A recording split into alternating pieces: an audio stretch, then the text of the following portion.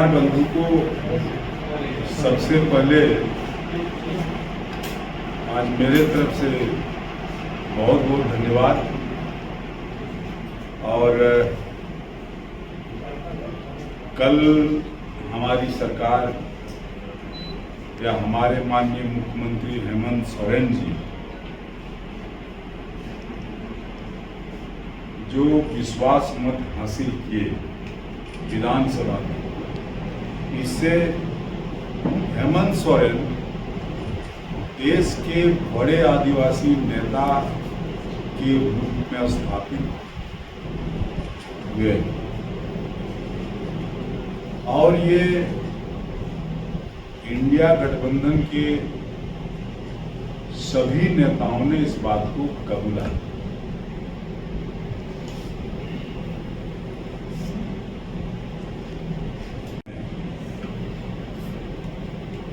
विश्वास मत जो हासिल हुआ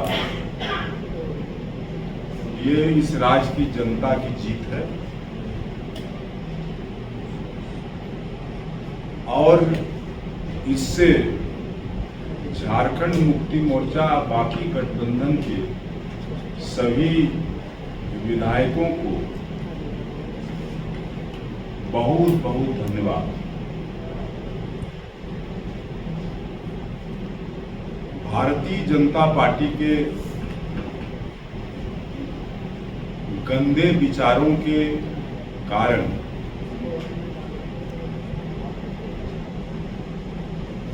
माननीय मुख्यमंत्री हेमंत सोरेन जी 5 महीना तक कठिन कारावास का समय गुजारा और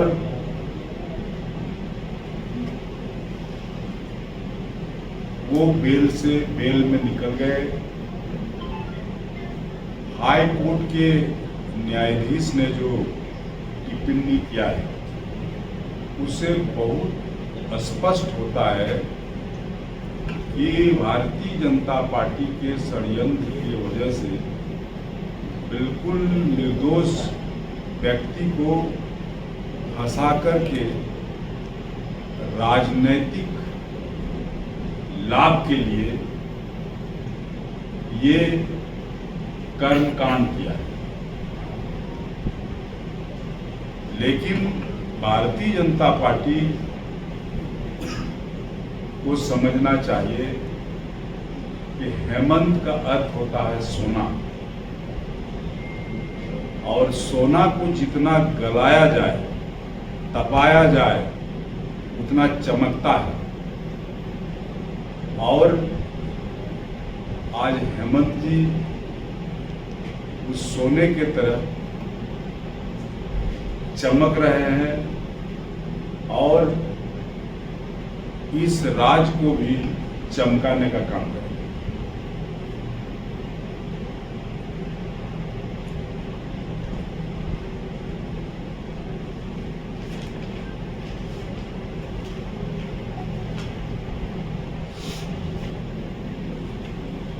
माननीय सदस्य भारतीय जनता पार्टी का अध्यक्ष बाबूलाल मरांडी, उनका एक पेपर में छपा था कि झारखंड मुक्ति मोर्चा के आदिवासी नेता पालकी ढूंढने का काम कर रहे हैं। हम तो बाबूलाल जी को कहना चाहते हैं कि वो भारतीय जनता पार्टी का पालकी ढूंढने का काम करें, यही उनके नसीब में है। मुख्यमंत्री का कुर्सी उसके नसीब में लिखा हुआ है, क्योंकि आने वाला विधानसभा चुनाव में ये गठबंधन बहुमत के साथ दोबारा सरकार बनाएगी। ये राज्य की जनता का सोच है, उनका विचारधारा है और उस आधार पर हमको लगता है कि भारतीय जनता पार्टी इससे आगे नहीं बल्कि नीचे जाएगी।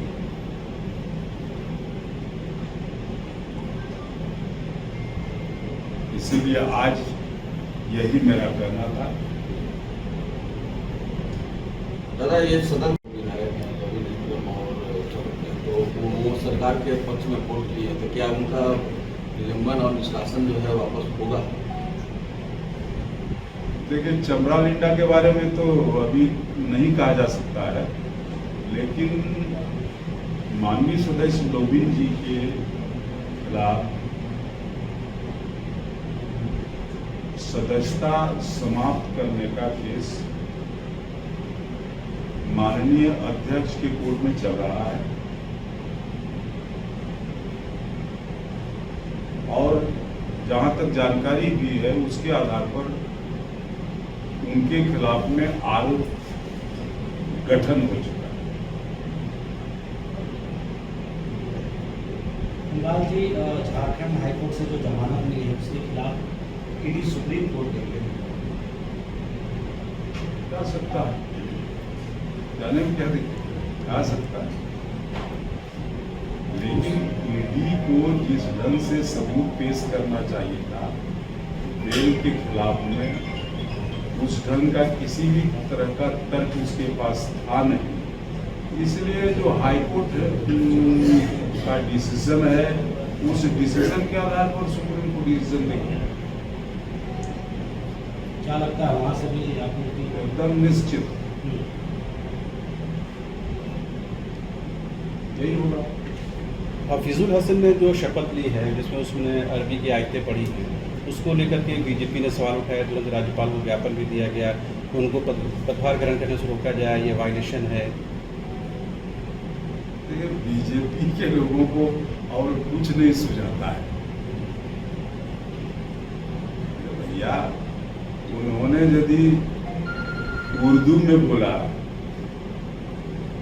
क्योंकि उर्दू दुख की भाषा है, तो वो है संविधान में कि किसी भी भाषा से लोग ओत ले सकता है बशर्ते कि वो 8वीं अनुसूची में शामिल हो। हम जब पार्लियामेंट गए थे, पहला व्यक्ति थे, हमने संथाली मत किया, इसमें क्या दिक्कत है?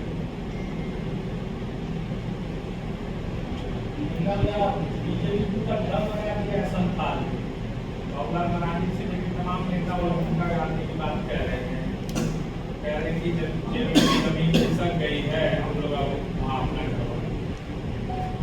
दम तो इस बार भी लगाया तुम लोग, बेदम होके काहे लौट गया? इसीलिए वहां कितनों दम लगाए, कुछ नहीं होने वाला है। हम लोग का हेलीकॉप्टर उतरता था कल्पना सोरेन का, 2 किलोमीटर में बाबूलाल मरांडी का भी हेलीकॉप्टर उतरता था। बगल में गोड्डा लोकसभा क्षेत्र में अर्जुन मुंडा जी भी उतरे हुए थे। वहाँ 1000-1500 आदमी से ज्यादा आदमी नहीं था और यहाँ 12 से 15,000 आदमी था। तो इसलिए उससे कुछ होने वाला नहीं है। वहाँ झारखंड मुक्ति मोर्चा समझता है लोग और हेमंत सोरेन को नेता मानता है। आप कहाँ से लड़ेंगे इस बार? तो तय करेंगे गुरु जी, अध्यक्ष वही है। गोलियों से चर्चा है, अब जहां से वो लड़ा दे वहीं से लड़ जाएगी। लड़ेंगे।